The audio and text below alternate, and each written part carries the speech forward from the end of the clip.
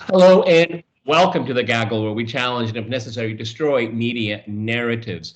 I'm with George Samueli, co-founder of the Gaggle. We're going to talk about Alexei Navalny, the update in the story.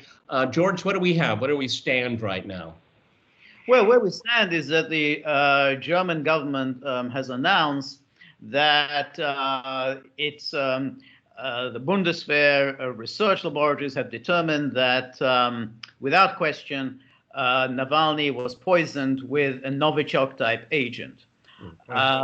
And they haven't provided any medical reports, any of the findings and laboratory findings. That we only had this government statement, and of course, this was immediately echoed ferociously by Boris Johnson in the UK and just about every leader in the Western world. Biden has sounded off,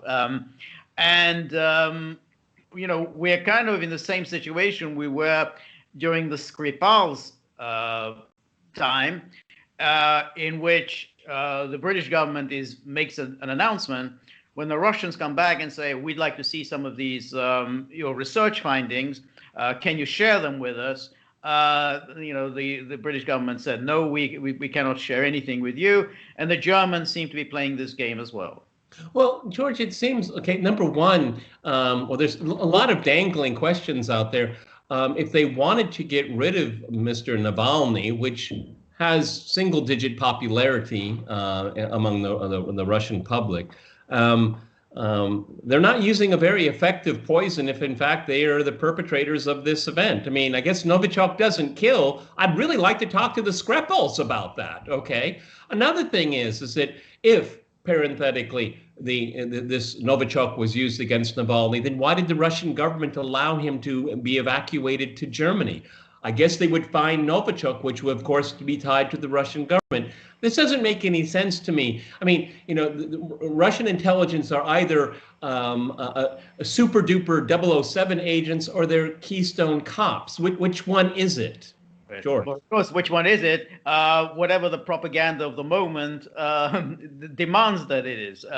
So when it comes to election results that the powers that be don't like, suddenly the Russians are super efficient and know how to fix an American election. Where to place Facebook ads, what kind of information to release at what time, and boom. You've won an election, which no political operative is able to figure out. So apparently the Russians can do that. But then, as in the case of the Skripals, we're asked to believe that they would do something so idiotic as send two agents traveling together directly from Moscow so that they could be nicely and easily traced by the British authorities. Go and assassinate Skripals after having a drunken orgy the night before, and then conveniently hang out in Salisbury so that they can be photographed with all sorts of circuit cameras. So this, then, we're supposed to believe, is the efficiency level of the GRU, the same GRU that supposedly masterminded the Trump's election victory.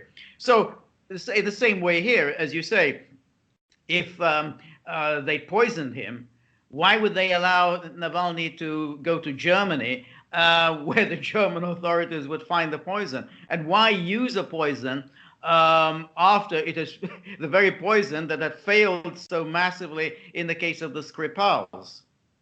In a very important article, I'll put it in the description here. Dmitry Babich, a good friend of the Gaggle, has written an article. It's posted at RT. And he has some very interesting questions that he poses.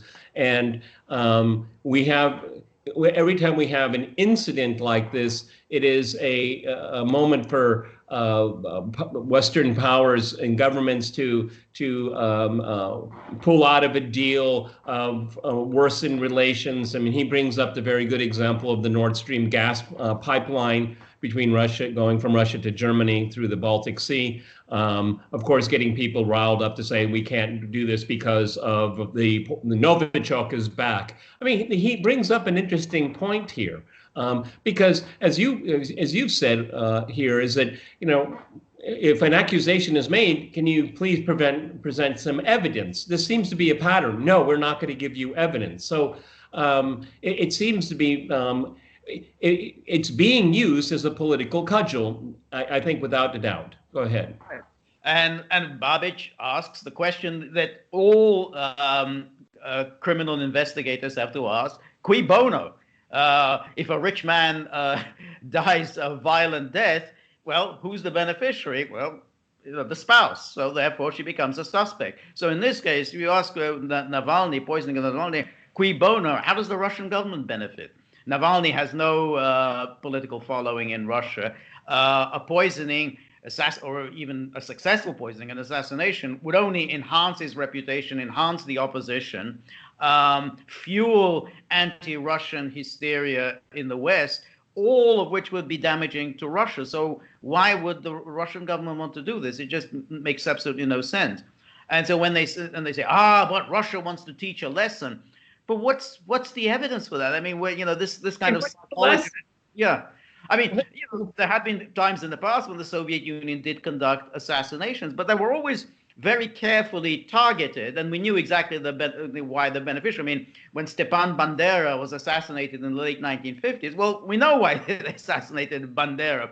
But remember, in that case, it was a very skillful assassination. No one even knew that he'd been assassinated. They thought he died of a heart attack. It was only subsequently, when the guy who did the assassination explained what he had done, that we found out that he had been assassinated. So, that's how you do killings. I mean, we've all watched The Sopranos. We know, how to do a killing. You don't do this kind of Keystone Cops nonsense.